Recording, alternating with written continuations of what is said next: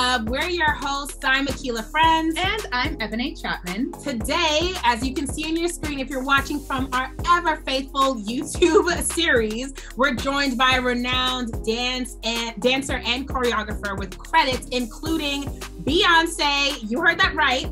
Beyonce. I feel like we can stop there, but there's so many other great talents and things that he's been involved in. Beyonce, Lizzo, Khalid, The Gap, the Masked Dancer, So You Think You Could Dance, NBC World of Dance, I'm losing my breath. Literally the credits go on and on. Let's welcome Joe Brown. We are so happy to have you, Joe. Welcome. What's up, y'all? Thanks for having me. I appreciate you guys bringing me into your club. Yes. I feel honored. Welcome to the club. Yes. Honestly, but like just hearing the intro and just the things that you have gotten into or the things that you're involved in, like, first off, I watch The Masked Singer all the time. Yeah. So when I was like, oh, they're gonna have a masked dancer, first off, I'm like, these dance moves, they're like insane. It's actually insane. And it was insane. Big heavy costume on. Like, have you ever tried to dance in that heavy costume? I mean, I have, and it's not fun. I mean, you got to really love dance and performance to do that. So I give all those celebrities like huge credits. I mean, Gabby Douglas, who I was able to choreograph her. I mean, she won the show. Okay. She was awesome, but that took a lot of hard work. So yeah. So can we just talk about the fact that you choreographed the dances for the winner of the Masked Dancer? That's beyond the credit. That's how we do over here. And, Joe Brown's club, train winners. There we go. But it was the gymnast that would win. True. I mean, the heavy costume and having to move. True. But she wanted to win. She was so committed and like, I taught her stepping and other like hip hop styles, and she just went for it, and she killed it. She killed it. That's amazing. I mean, okay, so we're gonna obviously talk about that and so much more. But when you come to the club, we talk about you, we talk about your passions, we talk about things that you can do to help others who want to pursue the same thing, but we also talk about the larger issues. So I want to really make sure that we delve into some of the major topics around dance today. Like we've heard a lot, for instance, we're gonna delve straight into it. Around systemic racism when it comes to ballet, for instance, the style of dance. But I'm sure, or you can tell us, is the same sort of general feelings of like being a Black dancer, being a Black choreographer in the dance industry, the same when it comes to ballet as it comes to hip hop, contemporary, stepping, some of the major dance type styles that you do too? Yeah, I mean, I'm trained in a lot of styles that you've named, and then some. And for me, I would say the story is a little bit different when it comes to ballet versus other styles that were created by Black people. I think what we deal with more so in the commercial industry is appropriation. And what happens is a lot of the styles that come from environments where most Black people live, whether it be in the cities or the suburbs, these styles are created not just from dancers, but from our uncles and aunties, right? Going to the barbecue, and somehow, some way they make it to the club, and then eventually you see them on your televisions, on your screens. And what happens a lot in this industry is sometimes the people who are creating these music videos are not the people who originated the moves. And so this is a continual conversation in our community where there's a constant push for more people like us to be behind those tables, making those decisions and hiring the people who created them, right? And not so much trying to prevent people from enjoying these moves, but educating them as to where these moves come from. And then that conversation is what kind of makes dance universal versus it being kind of like a cherry picking kind of thing, which has been happening for years, Well said. Well said. I mean, I think that, we've seen a lot of that same thing in dance as well as, in, 2020 was the catch-all of everything. But other companies seeing how they like, oh, okay, well, like, yeah, maybe we do need to have Black people as voices of Black people on. Oh, seriously, yeah. Things like that. But also just representation, just going back to ballet, obviously ballet is European or stems from Europe, but seeing certain landmarks like Misty Copeland, that was something very, very major for our community in that, we all can't be stick figures, one, right? But let alone we all can't be white, right? And so ballet it has a lot of history in kind of denying our people access to that level of training, which is extremely important to dance, period. If you want to become a professional dancer, it's important that you learn ballet because it informs the body, right? Just like African dance informs the body in a different way. And so having all parts or all access to that, I think our people, because we were denied of that for so long, we started creating our own kind of approaches to getting that ballet training, which is why people like Debbie Allen are so important to our community, because she, in her training and pushing through those barriers, she was able to open up her own school of dance right in the hood, you know what I'm saying? And giving access to this style of dance and this training that normally we wouldn't get access to because of being denied for so long. Yeah. So, you know, that's a slightly different conversation, but it's an important one that continues to this day. Yeah, absolutely. You know, like right now where we are, the Debbie Allen Dance Studio is legit down the street from where we are. Mm-hmm.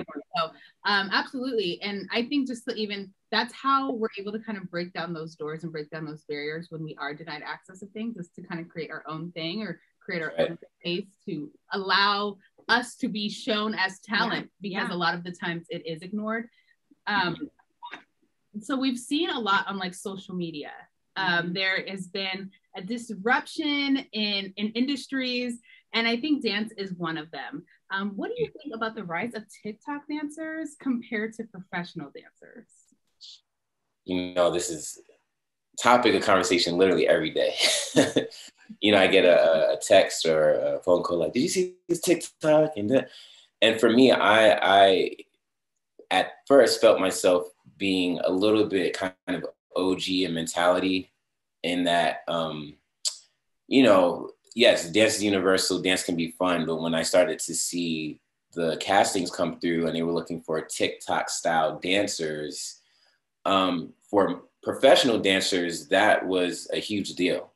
And slightly disrespectful in that, you know, you have dancers who've been training for years in all these different styles, and they've been on tour and they've done wonderful things in their careers. And it seemed like a diminishing of our art to dance moves that barely use your feet, right? I call it 8-bit dancing.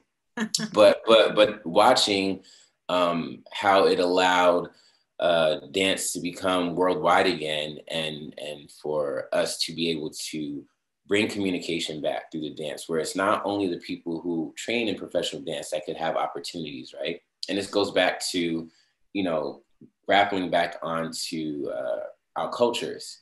Now we're able to see those dancers in Africa hitting those Afrobeat steps the way they're supposed to be hit.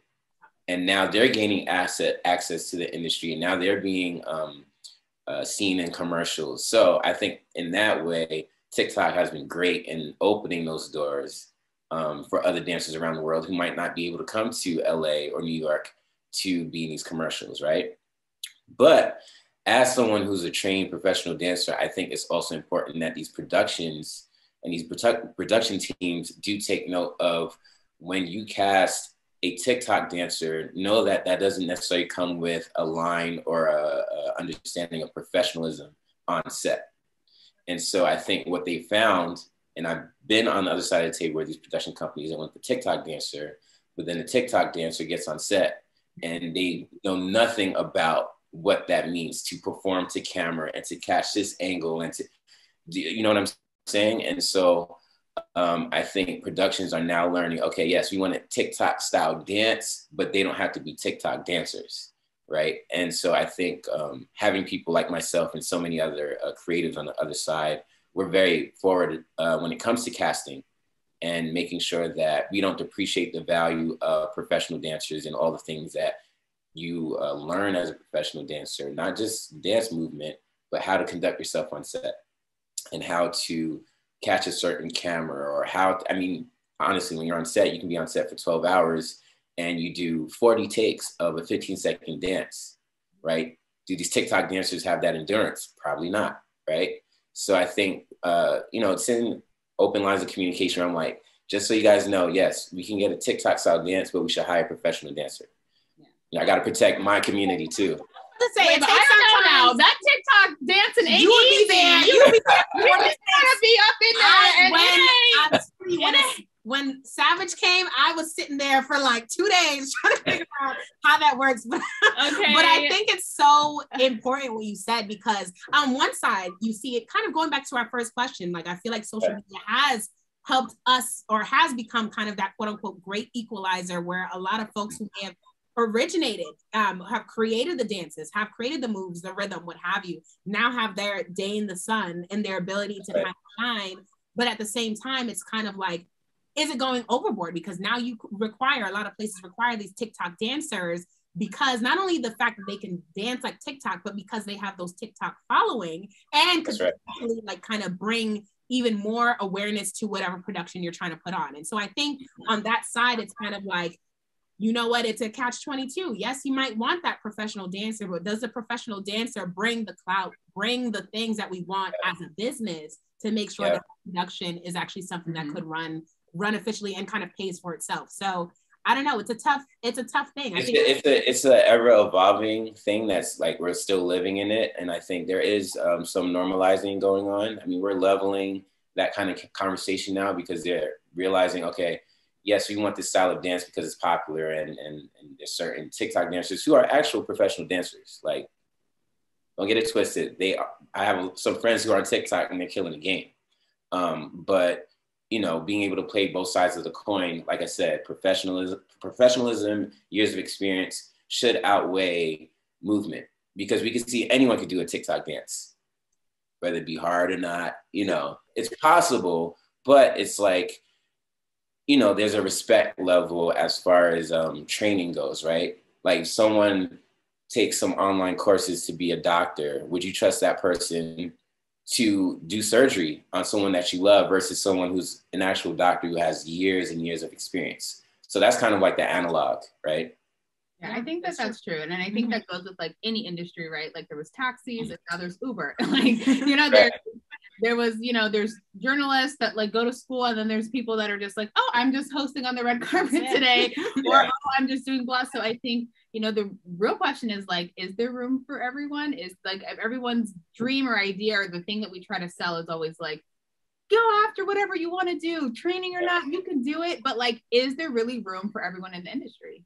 I think there is. You know, it's just a matter of what your target audience is, what your product, if there is one that you're trying to sell. You know, the wonderful thing about being in this entertainment industry or this dance industry is that I've found out through the years that you don't necessarily have to be mainstream, meaning to be a professional dancer, you don't have to dance with the artist. You can be a successful dancer and have your own production company or your own dance company, and you can tour the world. You know, I have several friends who are in dance companies and they're not dancing for artists, right? And then there's also some creative power in having your own company, or kind of like having companies reach out to you directly, right, to promote their product, which is what TikTok kind of is doing, right? They're like, forget going through agency or finding a dancer through an artist. I'm going to go directly to the dancer. So I think in that way, there's plenty of room. And I think it's allowed more opportunity for the dancers who typically don't have a large voice in the creative space when it comes to entertainment. And it's giving some power back to the art and ensuring that we're paid our worth, which is a whole nother conversation. If you're not if you were a dancer and not on TikTok, get on TikTok. That's what I heard. That's what I heard. Get on TikTok. Yeah, you know, and there's opportunity. Now, again, being on TikTok and expecting that, you know, one day someone's going to discover you. I mean, that window is getting smaller and smaller the more people get on it, right? So my advice is, if TikTok works for you, get on it. But that turns into a job. Like the TikTok dancers that are getting paid from TikTok, they are in front of their phones all day, every day. You go to lunch, you're like, hold on 1 second, let me do this thing right quick. So if that's the type of lifestyle you want to lead, fine with me. Me, on the other hand, I missed that TikTok boat, so to speak. And I'm okay with it. I enjoy watching some of them, and it's fine. But I'm still kind of OG. You know, it's like Instagram is enough for me to handle. It's like, I'm good. To the choir right now. Amen. We tried with I mean, it's never too late. It's never too late. This is still never too late. Early, you know. But I might do a TikTok for cooking because I love cooking. You know. Nice. it might not have nothing to do with like, you know, my daily line of work, you know. Yeah, Joe Brown in the kitchen. I'm here for it. I mean, I think that. Yeah. Listen, I'll Uber Eats a plate right over to y'all. Do it for us. I have another question around kind of TikTok, and just not even just TikTok, but this new age of dance. So we know like Black dancers, as we kind of talked about. They've also been super vocal lately about not getting equal financial opportunities and credit on the app. I'm talking about TikTok specifically, but I think this could be probably far-reaching, right? Yeah. So, for example, we have choreographer Jaquel Knight, who, for those who may not know, Joe Brad definitely knows Jaquel. He's there, like, what's up, Jaquel? All of that. But Jaquel is known or credited for, like, let's say, Beyonce Single Ladies, kind of the dance moves behind that. The more recent Cardi B and Meg Thee Stallion, the WAP, all that kind of stuff. So, among other dances. So, he announced recently that he's forming a company to copyright his dances and to retain ownership over them. So it's going to be operating in the same way that if you can think of music being licensed, for instance. And so he's doing this in a way to help not only retain ownership over his work, but over other choreographers' work. I don't know if it's officially in the forefront right now, but Variety, for those who read Variety, they noted that he would be the first choreographer to formally copyright their dance moves. So I'm just curious, like, what do you think about this? You're in the space as well. Is this something you've done or looking to do as well? Like, just your general thoughts on the idea of copywriting your choreography. Yeah, I mean, first, shout out to Jaquel for kind of leading the charge in this. You know, he's very much embedded in not just the commercial industry, but just in the community of dance. And I think it's a wonderful step for dancers and choreographers. I guess I'll back up just a pace, just related to this. You know, choreographers within the commercial space are different from choreographers, let's say, in the theater space or on Broadway. And in Broadway, for those who don't know, choreographers have stake in the show, meaning because their work is being seen night after night, they have a stake or they get a percentage of the ticket sales. Right. And so in a way, their work is copywritten underneath the fact that they have stake in the show because they help create the show. Right. A lot of Broadway shows, for the most part, I mean, you can't record the show. Right. And so the difference now with commercial dance and choreography, and what I'm more curious about in Jaquel's charge, is how do we copyright choreography that is so widespread and seen? Are we getting a percentage of those clicks, right? I'm kind of curious to hear more about how choreographers will be able to copyright their works, but also what's the vetting process? So who is acknowledging when your choreography is being done on a TikTok or an Instagram post, and they're like, oh, that's Joe's 8 count. This is something that me and my friends are kind of currently discussing. So I'm curious to see where this goes, but by all means, I mean, my hand is raised as far as participating in this, because our choreography is our life, you know, and it's our income.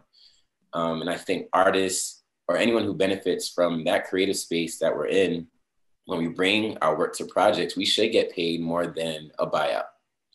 You know, every click a percentage of that should go to the choreographer / the dancers who are low-key making the video pop. You know, I think it's so interesting, the idea of copywriting the dance moves. Like you said, I feel like I've watched a ton of choreography videos. Like, that's kind of low-key my little guilty pleasure. I'll be on YouTube and then I'm just in a rabbit hole of like watching like what I think it's like Playhouse. Is that the dance studio? Playground. Yes. That's what it is. And so I just like get into these rabbit holes. So anyways, I feel like there are dance moves that are very similar that a lot of people use, or that, you know, people draw inspiration from to use in different things. So that would be interesting. Like, okay, like it sounds like a lot of legal fees. How do you have a lawyer on retainer to be looking? I think it's also in sequencing. Like, I mean, you know, choreography that's on Broadway, it's the whole work, right? It's not just a few 8 counts. So I think there has to be discussions on like, well, what is the length of choreography? Or, you know, a lot of these moves, especially in, let's say, hip hop or commercial dance, like I said, our moves that we got from the barbecue from aunties and uncles. So is auntie and uncle getting the cut every time, you know, thought whatever shows up on the screen is like, well, probably not. So that's why I'm like, I think it's still kind of early in its stages, but I'm interested in, and I would love to be a part of, you know, finding out how we can verifiably get these choreographers and dancers paid their worth outside of a buyout. Sure. Yeah. I mean, you see, you know, and I want to get your opinion too on the general reasoning behind it when it comes to a lot of these Black TikTokers finding out like, you know what, I made this move, and then we see because Charlie D'Amelio, for instance, you know, she decided to do it. Savage Dance, for instance, she decided to do it, and that's why it became so much more popular. And she's the one, in a sense, getting those financial benefits from doing the dances. So, for instance, you see that, you know, Fortnite, for instance, are now having to deal with lawsuits when it comes to these dances, or again, Savage Dance, and then getting retained ownership of that. Didn't like, she get her copyright? She did, but it's like, what does that truly mean on this front? And so, yeah, it's a bigger discussion for sure that needs to be had. But because now everyone's gonna want to do the Savage Dance now that she got it copywritten. Like, no one's gonna or the boat has to sale. Is it back pay? You know, it's just curious. Well, exactly. These are all the questions. I'm like, well, Savage is kind of over. I mean, right. So now what? But you know, yeah, more to be continued, right? Literally to be continued. Conversation. We'll table that one. So we've talked a lot about dance and you dancing and other people's choreography and whatnot, but we want to know, like, how did you even get into dance? I feel like sometimes people have that story of like, I've been dancing since I was 2, since I came out the womb, I was popping, locking it. So like, what was the thing that like drew you to dance and choreography? Well, that was actually me popping and locking, coming out the womb. Like, seriously, I was a little boy, you know, in the department store, you know, the song was on, and most kids would be like attached to the cart or like playing in the clothes, and I was doing the Running Man. So I was always that kid. My older sister, actually, she's in entertainment as well, but Broadway. But I grew up underneath her, taking class formally, like ballet, jazz, African, but I wasn't in class officially. I was just a little brother tagging along. And so my older sister, Kiara, she's my first dance teacher, because she would come home, teach me whatever she learned in class. And that's kind of how I grew up. But then I also found myself, you know, in performance class. I'm also a musician first, formatively speaking. I'm trained classically in the piano. So, which is a very rigorous program, the Suzuki method. So my mom had both of me and my sister kind of exploring the arts in our own way. Dance, you know, I was always part of school productions and plays. I was in a theater camp. Yeah, I know, it's like, wow, Joe. So I always loved performing, but it was not going to be my thing. Like my sister, she was like, I'm gonna be on Broadway. That was her dream, that was her trajectory. But that wasn't my beginning, or I should say my passion is something I love to do. But I was a geek first, meaning I wanted to be a mechanical engineer to design rides and roller coasters. Wow. I wanted to be the next Walt Disney. So hard. I don't even know. Like, what happened? So what happened in that? Like, you were just like, it's too much? Like, what happened? For a while. No, it happened. I actually, I worked for Disney Imagineering. What brought me out to LA was getting my master's in architecture. Nice. And after I got my master's in architecture, I got an offer from the Burbank office, and then I started working there. Yeah, but at the same time, dance had become a thing. At the same time, like these worlds were converging, and then I decided to leave Disney and pursue dance professionally. Yeah, so what was that? Yeah, let's talk about that. Let's dial it back. What was the moment, the months leading up to it? Like, did an opportunity come your way for you to just choose, or like, what happened? Right, you go from design to dance, like how, like, and being like super successful in both, really. How? Yeah. I don't know how. Let's just say I didn't get a lot of sleep. No sleep. Well, dance, like I said, has always been a part of my life. Just like an extracurricular. in college, you know, I was in performance groups, dance groups. My fraternity, I was step master. Shout out Alpha Fraternity Incorporated. What's up? And so, like I said, performance was always with me. Once I moved out to LA, I still had some connections out here from dancers that came out to Boston to teach some workshops. I had some friends that moved out to LA to perform or to pursue dance professionally. And so they're like, Joe, come take class with me, come train with me. So in between classes, getting my master's in architecture, I was tripping up to North Hollywood to take these classes. But like all things, like when you meet people and they see you dancing, like, oh, who's this kid? Then I started getting invited to join different little camps of dancers who were led by these choreographers who so happened to choreograph for different artists. And then I found myself on sets with like Nicki Minaj in between grad school. Like I'm like suit and tie presenting and then ripping off my clothes and then going to set to perform with Nicki Minaj in French Montana. That was like one of my first music videos that I got hired for. And so I found myself in grad school, literally like living this Batman life. Architect and training by day, and then dancer, whatever, Pop-Tart by night, you know, taking off my shirt. Like it was a Pop-Tart era. You know, strong, muscled out, you know, this is one of the things that you do, you know, professional dance. And it was actually a trip. I spent a semester out in Tokyo. And we were working with the government in redesigning a lot of these coastal communities that were destroyed during the tsunami. And so while out there, it's like you're very much far removed from everything that's happening in the States. And so it allowed me to reflect on where I wanted my future to go. And I'm like freestyling in Tokyo, in the woods, just like, I mean, I have those tapes. I can share that with you later. We need just that. So you see, like, that was Joe getting in the zone. And one of my best friends in grad school, she was like, you need to pursue dance. Like, I see your heart, I see your soul. I know this, you being an Imagineer is your goal, and it can happen, but somewhere along the lines, you really need to figure it out. And so when I got back from Tokyo, it kind of just started swirling. And when I graduated, I got the job, my dream job. And while there, the VP of Parks and Shows, he sat me down. He was like, hey, Joe, you have so many things that you bring to the table. Is there an area of focus that you want to, like, you know, stay within? Is it like performance dance, or is it more design, kind of blue sky, designing rides and attractions? And I was like, put me wherever you need me. And then he was like, you know, Joe, you have a lot going for you. But he was like, I don't think you pursue dance the way you want to. You know, you've worked in engineering, architecture, you've accomplished all these things, but dance, it seems like you're just getting started. He's like, you're 25 years old.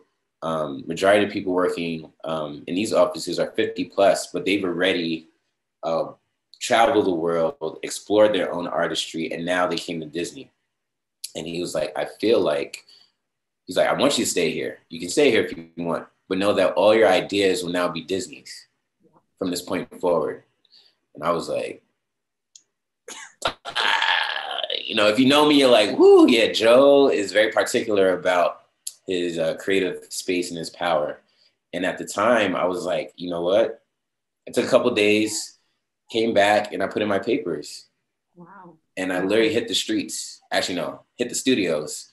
And then I was in class training, 7 classes a day, 8 classes a day, running here and there, car breaking down, like the whole art. I went literally from 100 all the way back to 0 and started just a new career. So you can imagine my mom was pretty happy about that, right? Not. And my family, everyone's, you know, in New York. I'm from New York City. And they're like, what are you doing? Like, what is this dance thing? I'm like, it's not just a thing. Like, just be patient. Like, I'm working on something. And it's tough for them because they're like, we don't understand what's going on. You're all the way out there in the West Coast by yourself. We just want you to be stable, right? Financially too. And so that was kind of the beginnings of the story. And that was roughly, I graduated in 2013. So that was like 8 years ago now. that I made that change, and then here we are now. It was worth it. I mean, it's clearly worth it. But when did it become that moment? I mean, thank you so much for sharing that, because I think that's something that a lot of folks need to know. And I think, at least for me, I can say, like, I'm at that crossroads now with myself, like thinking that same story. Where are we going? What are we doing? What's the thing? I can achieve this easy, or I can start from zero and try this whole thing out too. So I love that. I love that it's obviously not an uncommon type of story. But I'm curious, like, when did it go from you starting from zero to you now, like, obviously having all these credits that we named? Like, what was the first major thing? Well, like I said, one of the first major things was that Nicki Minaj French Montana video. But my actually first professional job was with Daddy Yankee. Nice. It was a music video choreographed by Salima Knight. Exactly. And the director is Jesse Terrero, who's directed so many music videos that we've seen. And I was actually replacing a fellow dancer who couldn't do the job. So I had never worked with Salima at all. And so I was just going in there just fresh. And I knew the pressure was on because, you know, in the professional world, you are in rehearsal. That's basically another audition, because they're throwing choreography at you, changes, staging, because now the director has to come in and see it for himself. So you basically have to have everything ready to go in roughly 4 hours and perform it. And so it was a lot of pressure, but it was like, shoulders back. You've been through worse. You know what I'm saying? You got this. You got this. And I'm still really good friends and colleagues with Salima Knight. She mentor for the ages. She's a professor currently at USC Kaufman School in dance. So she's done education, but also the commercial world. And so she's been kind of like a landmark kind of person in my life, because now I'm also a professor in dance outside of the commercial world. Yeah. So I didn't know that. Yeah. Sorry, which school are you a professor at? It's Hushin College in Studio, LA, and the school is actually on the film lot in LA. So students have access to anything you can find on set. It's cross-disciplinary. So I teach commercial dance students, but they have access to cinematography class, directing class, theater. So it's a real like fame type of school, which is really cool to work at. Yeah, that is for so those listening, cool. If you're in the area, definitely check it out. That is super cool. Yes. But honestly, shout out to Disney and the Imagineers. I watched that whole thing on Disney Plus. It was fun. It was so good. So the fact that you were part of that whole like creative process to make rides, and I mean, they really go in when it comes to the ideas at Disney. They're so inventive. Yeah. So like that makes sense. Your mind, creative. I love it. And also shout out to your boss for telling you at what least the hell was up. Okay. Yes. I will never forget. I mean, that was one of the most important conversations in my life, you know, and I think he saw the energy. I mean, I would be sitting down working on whatever and I'm pumping. I'm like dancing. It's just like, when you see that, you're like, okay, clearly this person has something else that needs to get out. And, you know, not saying that Disney is a desk job, but it's a desk job. And I just felt compelled I had to move, but also I had to express myself in a way that I didn't get to do 24/7, right? It's different when it's a hobby and you do it for like an hour or 2 hours a week. But for it to be my whole life, I realized like, no, this is something that I've been doing since I was a little kid, coming out the womb. And now that I'm here, I have friends from high school, people that I grew up with, my fraternity brothers. They were like, we knew you were destined for this. Based on seeing you all these years, like you're, you know, engineering and architecture, but you were always dancing your whole life. So yes, finally you came to terms with it and you're here. They all saw it. They're waiting for you to catch up. Everything is with they're waiting for me to catch up. Yeah.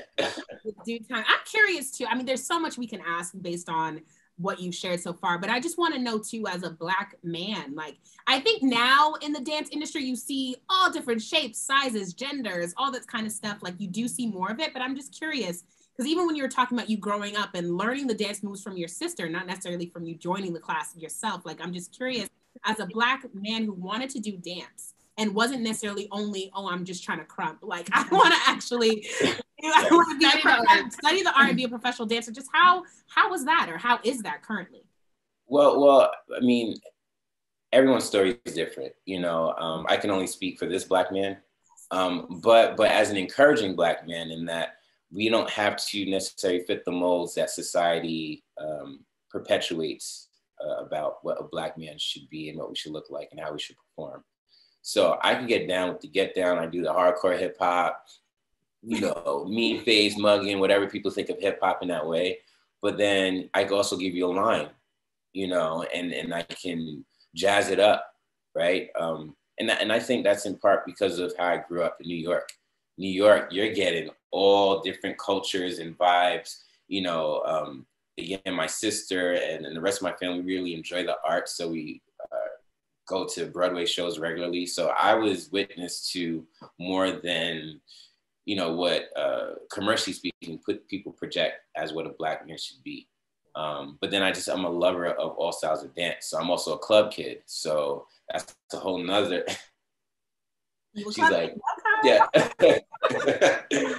So for me, it's all encompassing, and I teach because I want to encourage little Black boys just like me that, yo, you can dance, but you can dance however you want. There's so many different opportunities if you keep the space open, but also professionally, you also open the doors to more jobs, right? And not being pigeonholed into one specific style of dance, right? And so I found myself really successful because I was open to all this. I mean, I've done some pretty wild jobs, y'all, like top to bottom. Like 1 year, you know, I have a residency for MAC Cosmetics product launch in Disney World. And then the year before that, I have like a double platinum blonde high top for Rihanna, and we're doing her whole commercial launch for her Anti album. So it's like having the ability to change characters not only was financially helpful because I allowed more opportunities to come my way, but also creatively, I was having fun, which is something that I think people forget about the arts. Is like you can get so caught up in trying to make that coin that you forget about the fun factor. And for me, why I chose it in general, outside of, let's say, the typical 9 to 5. The typical 9 to 5 wasn't working for me. I mean, you make the money, but for my soul, it wasn't sufficient enough. Yeah. You know, wait, first, so were you in Rihanna commercial? Do we need to run that back? Do we need to watch that? I was, yeah. That was a whole. We need to watch that. Okay, we are getting so many takes, clips, but understand. But also just to add on to Akila's question, like, sorry, now I made it unserious, but I'm gonna go back to being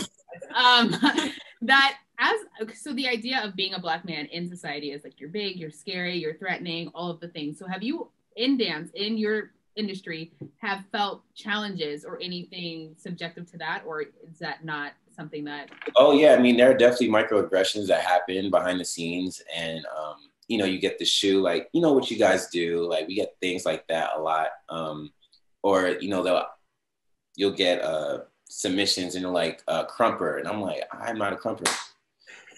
But they associate it, you know, you see crumping and you automatically assume, oh, he's a Black, he's masculine, he's a male, he could crump. And I'm like, I'm not a crumper. I know the guys that do the crump, but it's not me, right? And so those are the microaggressions that you deal with. But again, like I said, because of how you present yourself, you know, I'm another representation of another type of Black man, right? Pedigree alone, right? When they first meet me, you might think, oh, just another Black hip hop dancer. And then you start speaking with me and I'm like, actually, and then these are the credentials beyond the dance. And when you interview for these choreography jobs, because they're not auditions, they're interviews, you're up in these offices at CBS or wherever, and it's a real interview. So I'm like, now they hear me speak. And they hear the training in dance, but also they look at the credentials, like I was saying, and they're like, oh, undergrad at MIT, oh, master's in architecture, wow. And then I'm speaking about the cultural underpinnings of the style that I'm bringing to this show. And they're like, well, this guy really has it together. He as a Black man, but just as a professional, can represent this brand that we're putting on TV well.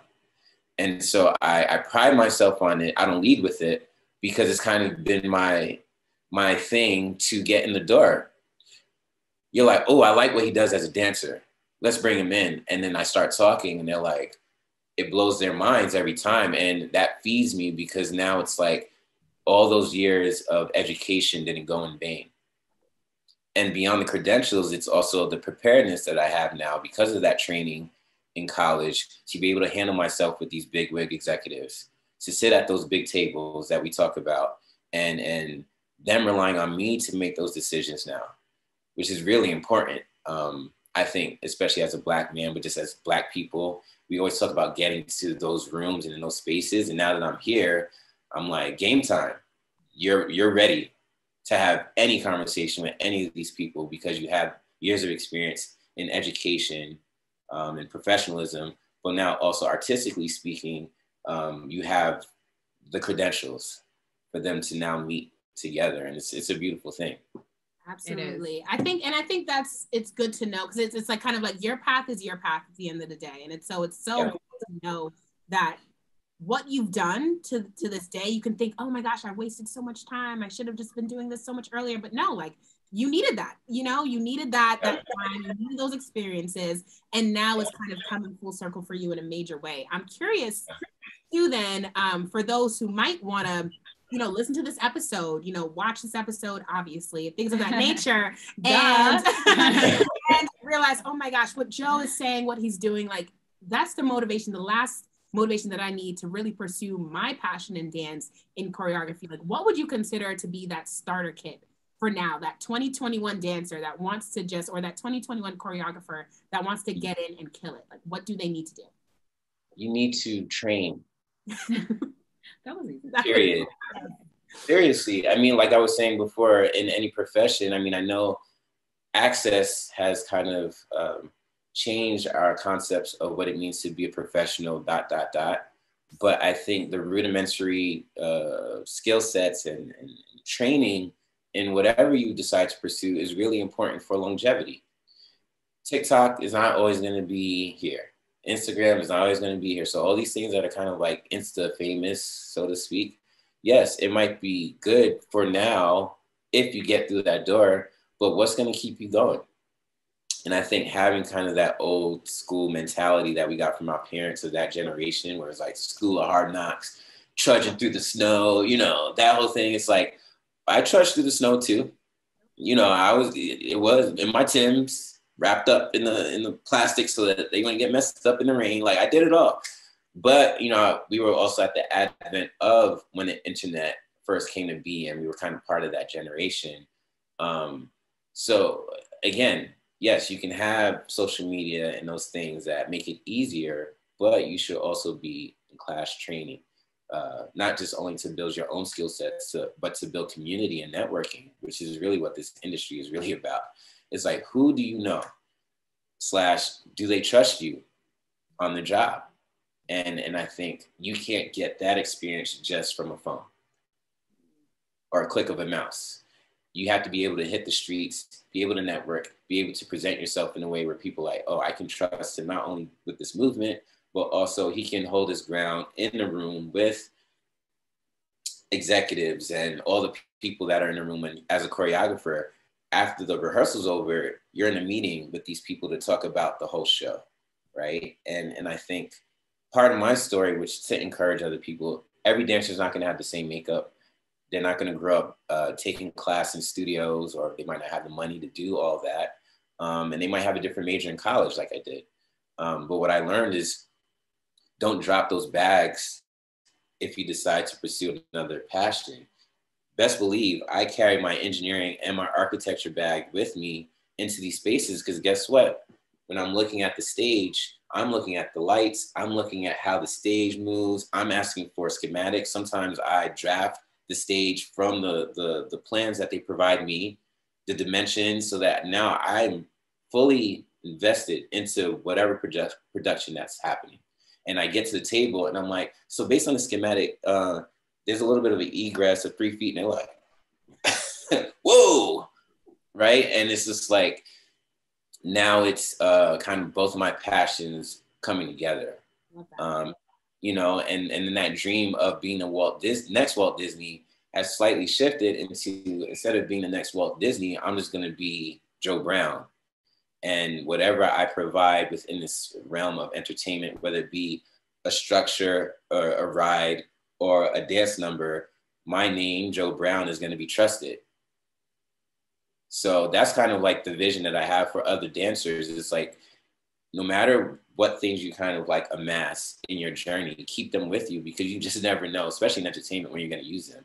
Like, I'm about to sign up to brush up on my piano skills, because you just never know in this industry. No, that is we love all of that. Take everything you learned with you in life. I feel like that is definitely like the number one thing that, you know, I've heard my life. My dad's like, you know, whatever you do in your 20s affects you in your 30s. Whatever you do in your 30s affects in your 40s, and so on and so forth. So my dad has always instilled in me those types of like skills, like learn what you can and keep it moving, because it's going to help you propel you in the next space. You just never know. Definitely. So we want to talk about Coachella, aka BEYCHELLA, in 2018, baby. We want to talk about this performance because, I mean, everyone's been talking about it. In fact, I feel like it's still, I can't believe it was 2018. I can't believe it was. Right. It's still getting round. People are still playing it. Yes. I mean, even like in the gay clubs, like they are still dressing up, baby, like Bey. So I feel like I've seen all the people send me those tapes all the time. I'm like, wow, there was one in China somewhere, and they did the whole set. I was like, go up, go up, go crazy. So we want to talk about that choreography, because you were behind it. For folks to know, we're not just talking about Coachella. No, you did that shit. You did Joe Brown, the Joe Brown experience, the BEYCHELLA experience. Yes, the extraordinaire, honey. Like you did it. Yes, like, you did it. Like Joe. So tell us. You did it, Joe. Tell us. You did it. You did it, Joe. Joe. That's funny you said that. One of my best friends, she sends that to me like once every month, just as a reminder. And I'm like, you might just get 2 people, 3 people. Right. Yeah.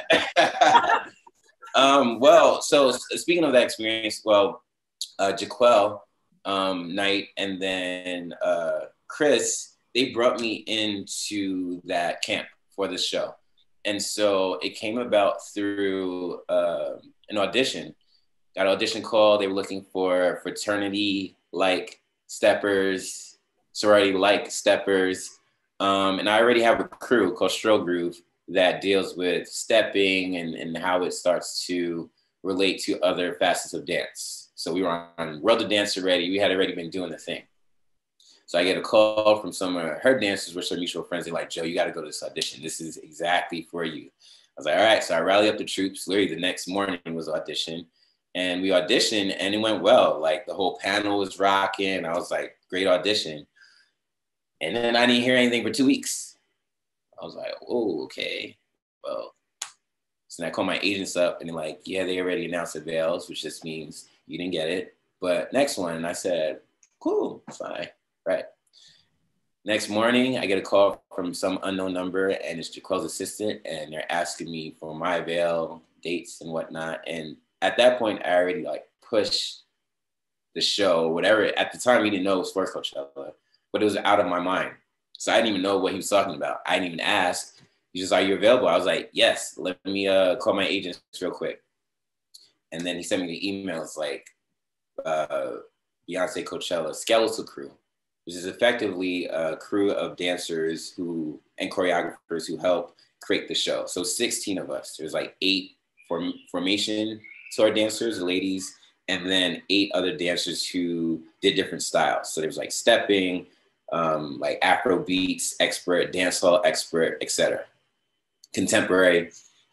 And we created the show over 2 months. It was just a skeletal crew, B, and the whole production getting the show together. And then we auditioned more dancers to be in the show. But the skeletal crew, we were doing everything. Like myself and another fraternity brother, Jamal Joseph, we started off working with Chris Grant and Jaquel, bringing that step culture into the world of Beyonce, but properly. So all the questions like, can we do this? I said, nope, you gotta put that hand down. No, you can't do that. You can't do that. And so it was a constant conversation. But then for me, it was something that I had been working on for years already, because I'm just fascinated with stepping, with strolling culture, but also advancing it.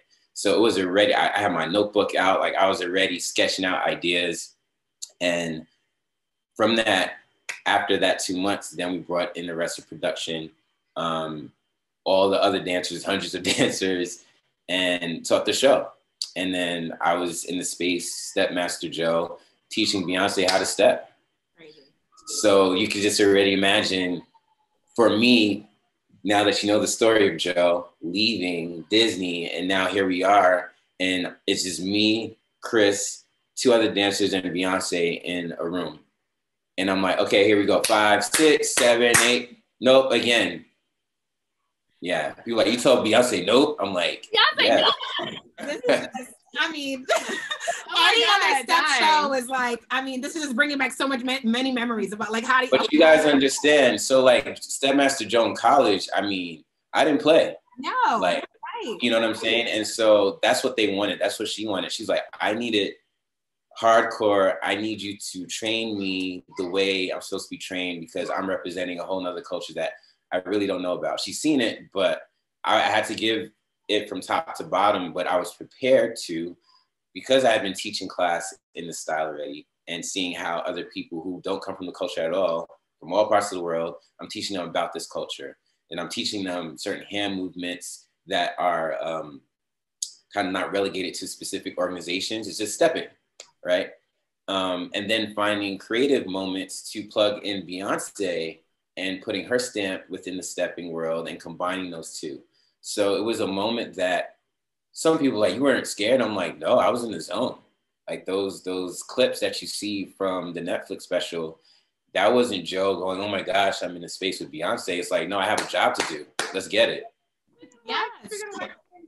So it was amazing. Now, don't get me wrong. When I got back to my car, I was screaming like, whoa. But you can't do that, you know, in the space. You got to keep it together. But like, you know, and we couldn't say anything for 4 months. So I think that was the hardest thing, being on social probation again.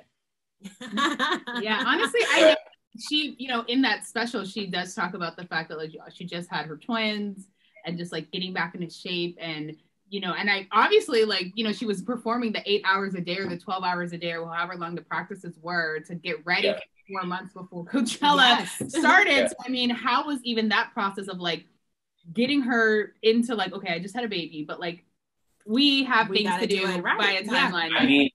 I mean, it was a very intimate space. And I think that's why, you know, the NBA was the NDA, because we were seeing a lot of parts of her life and her getting back in shape. We would do warm-ups with her in the mornings, right? Stretching, calisthenics, like everyone was on board in supporting her, right? But then at the same time, we had our own job to do all the different sets and create, and in wardrobe. I mean, there were so many moving parts. We were on set at Red Studios, which is like, it looks like a fortress in the middle of Hollywood. And it turned into our own university. It was like a campus. They had like a lawn, and we would have lunch there, and people were just walking around. It was like a little HBCU vibe. But we couldn't say anything outside those gates because there are fans, there's paps all around. And as the show or as rehearsals continued, people started lining up outside of Red Studios. They found out somehow, some way. And so we had to change to Sony Studios in Culver City. So it was this very kind of like covert process. Even, I mean, I couldn't tell my friends. They're like, Joe, what are you doing today? I'm like, oh, I'm on a job. I can't, blah, blah, blah, blah. And they didn't know until I posted the day after Coachella, like, that's what you were doing? Like, yeah. But in support of her, you know, it was a very kind of family process. You know, it wasn't like Beyonce's over there. She was like very kind of into making sure that we were all okay. We had a lot of rehearsals where it was just everyone on flat ground, and the band's over here, the singers over here, the dancers, and it's just very raw. Like everyone's just getting it, hyping each other up. And it was just like, yeah, she understands the importance and value of family, and this being not just her show, but it's like all of our show. Right. That is so major to say that about a huge pop star like the icon of our living generation. Like that's huge that she is putting herself in that space to be open, to be vulnerable, to let y'all in. That is amazing. And that you had a positive experience, not just because it's her, but because it was truly an experience that really, it went into what you want to do, what you do, and it felt like it was just something that was positive for you. It wasn't like, oh, I hated it, but you know what? We got the credit. It worked out. Right. You know? And some jobs, let me tell you, can be like that. And so going in, you know, you just never know. It's a new camp. It's like my first real time working with Jaquel and Chris Grant. So I just was really on my P's and Q's. Like I was saying, all those years of professional training and just like knowing what your role is in the space, but when it's time for, you know, them to ask you advice or creative, whatever it may be, it was like I had to be on, but then also I just wasn't choreographing. I'm in the show. So it was a bit of a mind bender because one minute I would be behind the table and the next minute I would be like trying to get my spot, you know? And so again, like I said, having those years of training, leading into this, I'm like, thank you, Lord, for all the people involved in grooming Joe. Yes, it matters. Especially my fraternity brothers. Definitely. Okay, yeah, that's amazing. I'm curious because obviously we're talking about, and the world is talking about the amazing, you know, end result of BEYCHELLA and that performance. Yeah. What did she have to say in terms of that you can share about your involvement? What was her feedback? What was the, you know, like how did she feel? I'll tell you a really funny story, and not a lot of people know this story. Well, basically, Joe Brown, if you know me, when I go to a job, like I'm like a slight perfectionist, and like I really want to do a really good job. So for 4 months, I was walking at eggshells. I didn't really say nothing to anybody. Like I just kept to myself. You know, I did my work. And so after the second show, fireworks are going off backstage. I'm bawling, I'm crying. Like all the emotions that I held in for 4 months, I'm crying. People are like, Joe, it's okay, you got it, bro, great job. And so she has like a little like artist kind of encampment where like all the stars are just coming in. We're still dressed in our wardrobe from the show so that we could be recognized. Tyler Perry, Usher just walking up to you like, yo, great job. So already it's a lot. Yes. She comes walking in and she's like, Joe, she's like doing the step. And she's like, how did I do? And I was like, I'm so proud of you. I'm so proud of you. You did X, Y, and Z. You committed, boom, boom, boom. And then she's like, this is my favorite step. She does another step. And we're in the Douce lounge. So I have a cup of Douce. And she does one step. Boom. My cup goes like this and spills on her gown. Not lying. This is a true story. And I felt in my mind, the whole crowd just hushed and turned. It was like straight out of a movie. And in that moment, I was like, bro, you literally spent 4 months. You did your job. The show's over. You're in the end zone. You already scored the touchdown. And then you still somehow messed up. But she was like, so like forgiving. She's like, oh my gosh, I'm so sorry. You know, can I get you another glass of Douce? I was like, I'm good. And I literally left the after party after that.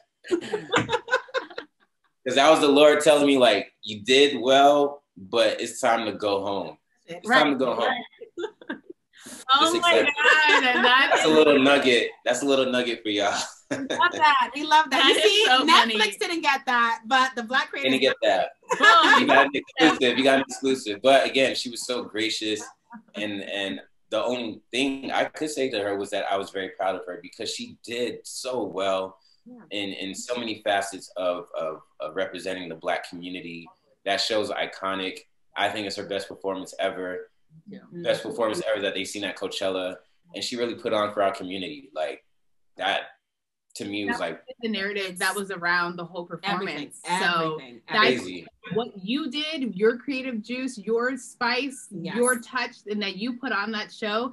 For Beyonce, like yes, Beyonce performed it, but like that was your craft, you know? And your ideas that you did what the hell you needed to do for us. And so thank you. Thank you. Amazing. It was incredible. Incredible to this day. I mean, we talked about it so much, but you have other credits. You have other credits beyond Beyonce that we should just at least do a quick overview of, like, you know, sure. Lizzo that we mentioned earlier, Khalid, you know, on shows like The Masked Dancer. So You Think You Can Dance. Like, I just want to know in general, like, how did these connections and experience come to be? If there's any favorite one that you want to just kind of delve a little bit more on.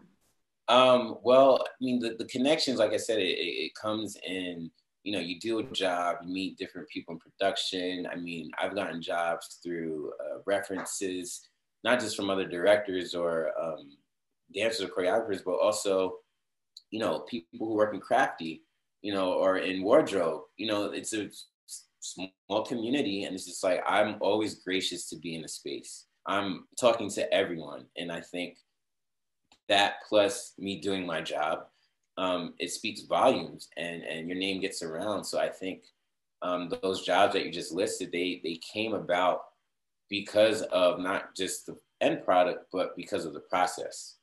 And again, my name just kept swirling around, but I'm Joe Brown. And if you know Joe Brown, it's like, yeah, we got those clips from Netflix, but I hunt for my clips. And then I pull those clips into a reel or into something that is packageable to other productions, right? So my name somehow swirled around to So You Think You Can Dance. They found out I was part of the choreography team for Coachella. And then, you know, I had to put together a couple pieces to show executives. And then that story about going into CBS offices, I had an interview, and it's just like, boom. And then you do that show, and guess what? That's on a station that has other shows, and then your name just keeps swirling around. Now, currently, I just filmed 3 commercials back to back with 3 different comedians. The first one was for Planters Peanuts with Anthony Anderson that came out for Father's Day. And then I have 2 others coming out with, I can't name them right now, but 2 other celebrities that are really fun. And that's just through those linkages. So yeah, again, you do good work and you're a good person, really good things will come to you. And that's just been my story in the industry. I love that. Absolutely. Absolutely. That's great. Yeah. Okay. I mean, listen, okay, I mean, do we have another question? I mean, I just want to know if you have a wish list in general. Yes. Like, you know, like you have all these people, all these places and things that you've done so far. But, you know, for me, I think too, like the longevity of it all, the longevity of dance. Debbie Allen has shown us you can do it as long as you want to. You know what I mean? Alvin Ailey in its own way shows that your name could precede you. But I'm just curious, you know, while you're in your prime, so to speak, like who next do you want to work with? Oh, what other company? Diddy. I feel like maybe Diddy Bop. Okay. Diddy Bop. You know, I gotta put on for my city. You know what I'm saying? Like, there's something about Bad Boy and just that whole culture that I grew up in New York that I would love to work with Diddy. You know, I think we're of like mind in that he's empire focused. Yeah. Right? It's beyond a brand. It's like, no, I'm an empire, and I think I've always kind of led with that. It's for me, it's not one job in particular. It's like I'm building an empire that can influence and affect many different communities, whether you're professional in dance or not. And so I think looking at people like Debbie Allen, it's incredible to watch because I feel like I'm kind of walking in her footsteps in a way, right? Like I'm in education outside of, you know, working professionally. And I tour the world, you know, teaching at different studios and sharing my craft, which is awesome. But then also I love all facets of performance. So I'm currently training as an actor. And I'm on the show right now. We're going into the 2nd season, which is a comedy sketch show rooted in Black culture called Sherman Showcase. If you haven't checked it out, y'all check it out. It's on AMC and Hulu. We have 1 season out and a Black History Month special. And it's executive produced by John Legend. But we have like so many different stars on there. Tiffany Haddish. I mean, there's a bunch of stars on the show. We go into season 2 beginning of next year. But acting is a thing. And also directing, you know, it's just like all encompassing for me because I love all facets of entertainment. As far as dreams and wish list, you know, the hope and the dream is to have a show that is rooted in the Black Greek community, because I think it's a story that currently isn't seen as much as it should be, especially given, you know, back in the day, we had a lot of Black programming that showed different facets of Black life. One to Know is A Different World.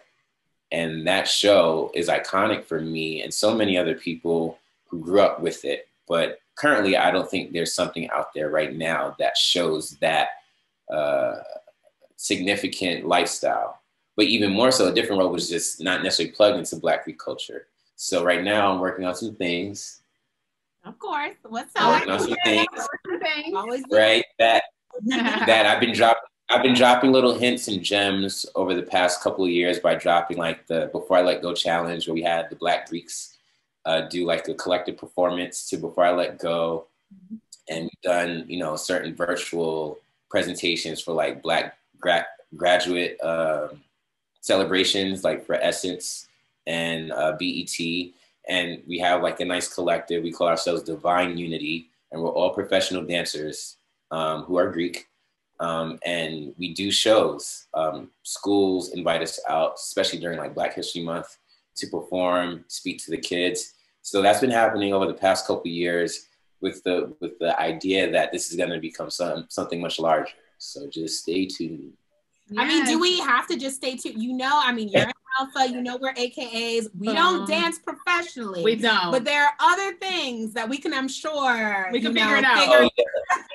Well, just consider it something like a space, because we are a people who are multifaceted, and we have a lot of things to offer via media, our generation and generations to come. And I think we are both in our primes in that we can come together and offer our children at large something to look forward to, especially after, you know, the past couple of years we've had where, you know, being locked up and you're not necessarily having the full college experience. I think that kind of, in a way, diminished the college experience. And I think it's very important that we don't take light to that, the effect that it had on our kids, especially in college right now. And so these videos are to give them hope again and put some mystique back into the possibilities that you have within yourself to create and be your own business and to be your own empire and to be educated and unapologetic about it. And those are the things that I want to keep pushing out in the media. So that's like on my wish list professionally. Absolutely. Personally, I need a getaway home or a home in Italy off the coast of the Mediterranean, where between jobs, that's where Joe Brown will be. Okay. That's my other Plain boat. Claim it in the name. Yeah. Absolutely. I'll invite y'all to the housewarming. Please. We're gonna be there on the first plane. Listen, spoken. We'll be there. We'll be there. Honestly, Joe, you are a trendsetter and a knowledge seeker, and so are we here at the Black Creators Club. So we just want to continue to remind you guys that these are the type of guests that we're continuing to bring on the show. So please continue to like, subscribe, and comment on the Black Creators Club page. Please follow us and on YouTube, on Instagram, because that's where we are. That's it. We can't handle any more other socials.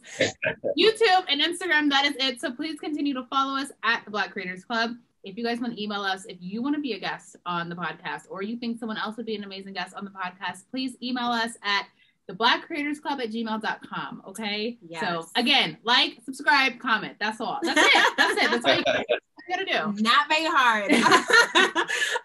Yes, but you know, we also love to play a good game with our guests. This is an easy one, I think. This is an easy one. It's called BCC Dance Battle. So again, you have so many credits. If you were in the studio, I think the dance battle would have been like, okay, what can you make a move to this beat, to this beat? Oh, that would have been cool. But it's okay. We're gonna do this a virtual fun way that you guys who are listening and watching can play along as well. So again, Joe, you have so many credits. We talked about it a ton, but we'll say it again because it's that impressive and we want y'all to know.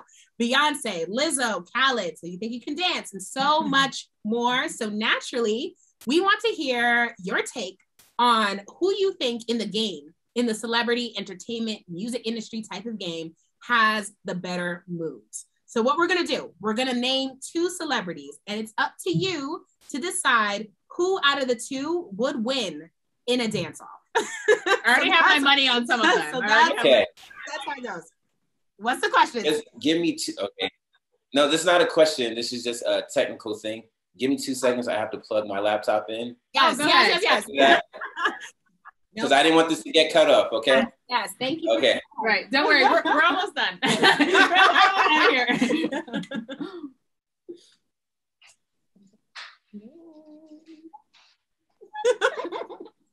Little commercial break.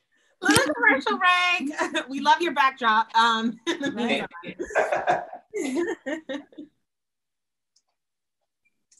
reapply my lipstick. Right. While we're here. Yeah, while you're there, you know. I'm like looking at myself like it is disappearing on my lips. Yeah, literally a little gloss on for the girls. Like, listen, I love the black owned minted, but this gonna be staying on. Where New York are you from? I think we talked about that, but I'm from Queens. Queens, and also raised in Long Island, Roosevelt to be exact. Gotcha. Get the money. Yeah. My dad's from Harlem, and so and then I met Akila, and she's from the Bronx, and so she'll tell you, like, ever since I met her, I was like, please let me be honorarily from New York. She came to visit me when we went to New York. I came to visit, and we went to Brooklyn, and I was like, okay, I have a few more trips here before. I'm not a tourist anymore, but like, I still need to tour around everything. You do. I mean, New York, I mean, it's ever changing. I mean, the thing is, there's just something very specific about New Yorkers that you just latch onto. I think that's when we kind of really clicked in. It's like, we didn't say too much, but we knew, like, that's it. We had similar upbringings, because I mean, in New York, it's like you're from a certain borough, a certain part of New York, but you're everywhere in the city, and you go to different parts of the city, and you're part of this like this big culture that's always just changing. There's new things happening. There's always something to see, and I think when you grow up around that, you get a lot of sharp-tongued, quick-witted people. But if you're cool and they vibe with you and they welcome you in, they're very loving and they'll take care of you. We'll hold you down. Like, you described me to a T. She knows. Not everybody, but I'm like, okay. Not everybody, but not everybody. And that's why I already know Akila. I was like, I need some of this energy to rub off on me, because she's so like not afraid to like ask the question. Like, she'll just ask to be like, you know what, can we actually get this comped and get this? I was like, that's what I was like. New Yorkers are like, boom, like my whole family, when I go home, sometimes my mom was like, are you getting soft out there? I was like, oh. All the time. Like, to the point, I was like, well, let me look in the mirror real quick. All right, you could. And I come back and people are like, yeah, you've been in New York for a little bit, bro. Like, yeah. A little too long. Yeah. I love it. Let's jump into the game. Back to the game.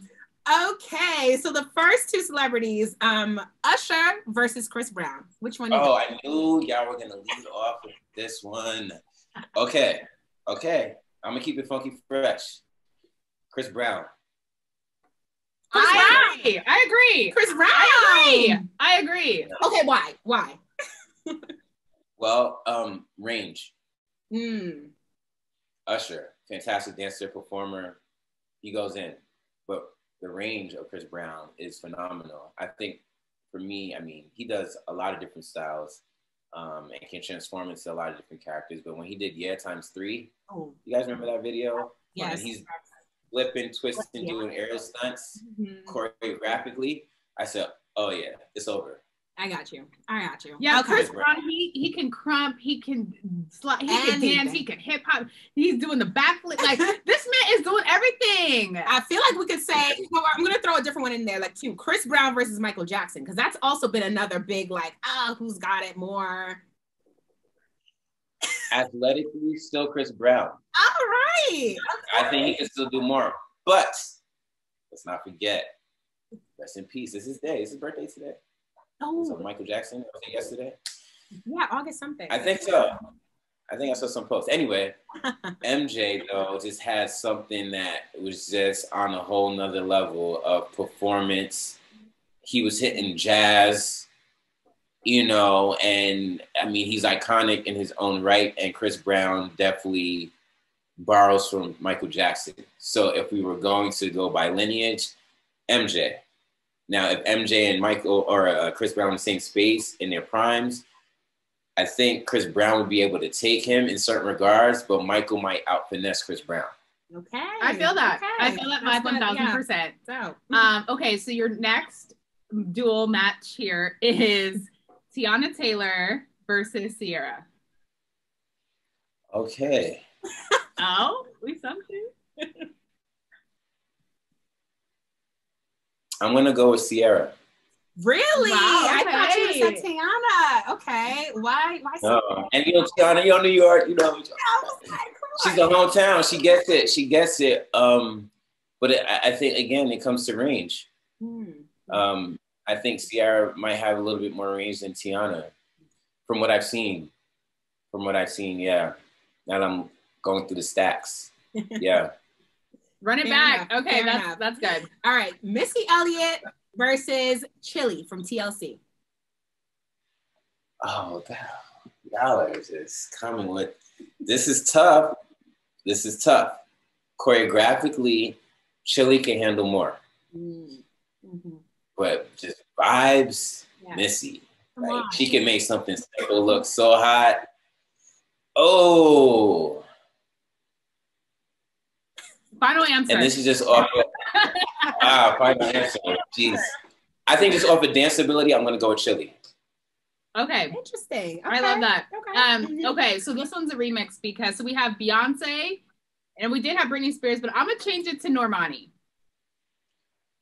Because I felt like Britney Spears, that's a no-brainer. I mean, but Britney had her moments. Toxic, okay? Britney's a dancer. She goes in. She goes in.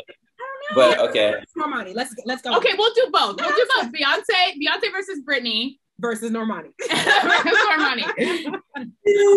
Okay. See, there's so many caveats to this. Now Britney's a trained dancer. But Beyonce, she would kill her in dance. Just off the strength that Beyonce is gonna give you all of her. And she's not gonna hold back, and she reminds you of like a lot of freestylers. Like whatever you give, she's gonna give it back. Even if she doesn't truly understand all the things yet, she's gonna go for it. And I admire that about her. So Beyonce. But Beyonce versus Normani. Now Normani is also a trained dancer. But the fact of the matter remains is like I go with fire before I go with like training. Because I've been able to groom dancers who have more fire, and I'm able to like get them in the studio in the space and like clean them up versus someone who might have all the training, but they don't have the fire that I like. Yeah. So that's my honest opinion. Mad respect to Normani. She's doing her thing. She could dance her butt off. But Beyonce got that fire. She do got that fire. Fair enough. She got that fire. She got that fire. That's it. Okay, how about we jump to some not so trained dancers, not folks that you know that are dance. So the first one, Denzel Washington versus Lawrence Fishburne. Who do you think? Who do you think's going? He's like, what the hell? All right. I think Lawrence would take Denzel. Really? I'm surprised. Why? And I have references. You got block receipts. It's not references. He said, I got the receipts. Pulling out. Lawrence Fishburne, and he used to be called Larry Fishburne, was in School Days. And watch this clip when he wasn't in G5G, but he was in the Fellas, and they did like a whole step sequence, and he was swagging it out. So I'm gonna go with Lawrence. You better swag it out. The receipts. There we go. Okay, so the next matchup showdown is Barack Obama versus Joe Biden. Now, come on now. Come on, we got to go with The Rock. We got to go with Barack. Come on. You're not. Barack wouldn't even, he doesn't even need to move. That's real. But he'll do the tie thing like swag. With fire, right. So he got the fire. Yeah, he got the fire. Yeah. And now the last one, and this might be an easy one too, just to end it. Omarion versus Bow Wow. Little Millennium Tour. Which one of the two are you gonna go with? I'm sorry. This is actually an easy one for me. No shade, no shade. But Omarion. Yes. For sure. I thought you were gonna say Omarion versus Chris Brown before, because that's always an interesting matchup. Too. Go ahead, answer it. Yeah. Go ahead, Chris Brown. I'm gonna keep my mouth closed. I'm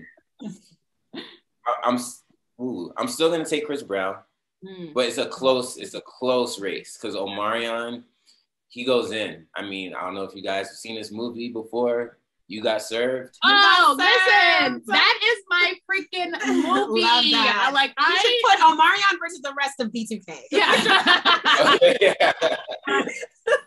Yo, Omarion, he carried that whole thing. Like he's amazing. He's an amazing dancer. That dancing in the rain. Come on, the dancing in the rain. Okay. Well, for Lil Saint,